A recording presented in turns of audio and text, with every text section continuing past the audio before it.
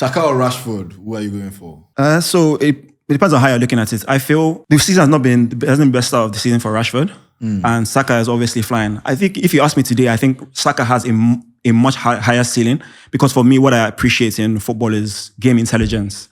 I think if you look at just attributes or numbers, I think Rashford is a better finisher. I think Rashford is, like in terms of one-on-one, I think they're similar, but Rashford too, he's very good one-on-one. And I think Rashford is quicker, he's stronger, he has better numbers. That's just a fact. But you have to also consider the age. And I think Saka, for me, why I would pick Saka is just because I see a player that is very intelligent, very, very intelligent. He does exactly what the manager asked for. He's unpredictable. He assists, he scores goals, not as much as Rashford.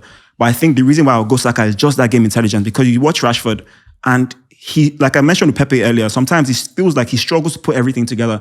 He can dribble for days, but when he's not meant to make the right pass, he goes for the shot.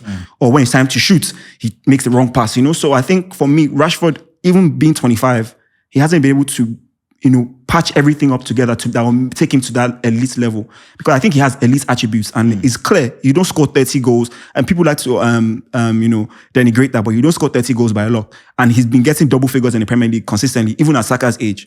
So I think for me, just the reason I'll put Saka is because I think he has a higher ceiling, one, and two, I think Saka is a lot more intelligent than Marcus Rashford. So yes, Saka. Saka, okay. Yeah.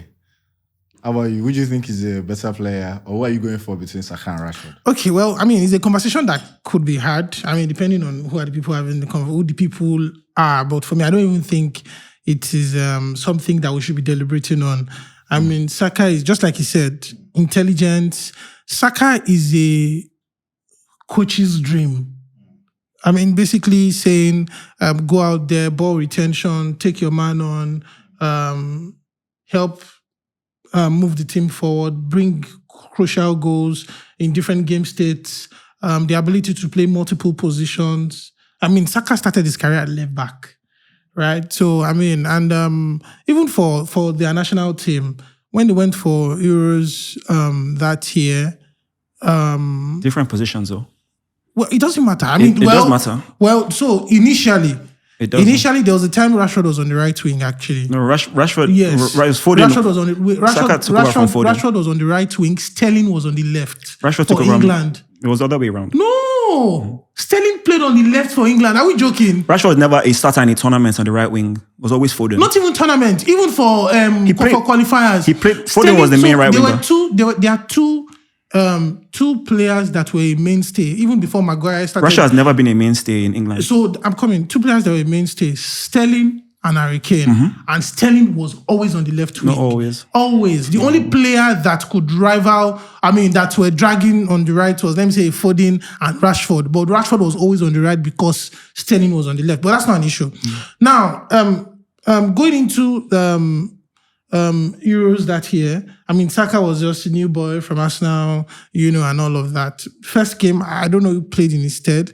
I think it was Foden. The next game was Rashford or there, but I don't even know if Rashford got a game in that tournament. But the third game, Saka played, and Saka has owned that right wing position. Like Saka has owned. There is nobody in England today that would be able to put Saka on the bench to say, for England. He has owned, the same way you say Harry Kane is England's number one striker. You can say that Saka is England's number one right winger. So, for England, they have... on the right wing? Yeah. On the right wing, who are the options? Actual right wingers? Anybody. I'm just asking, but it's different. So you have to also this context. So why is it a situation where he's the only one? It's because they're not, Foden is the only other real option and he's not really a right winger. So that does play a part. So again, it's not saying Saka is not fantastic. It just means if you're analyzing this, you have to give the full picture. No, for an England team, I've seen scenarios where Southgate has tried to play around and he has even played Trent in midfield, right?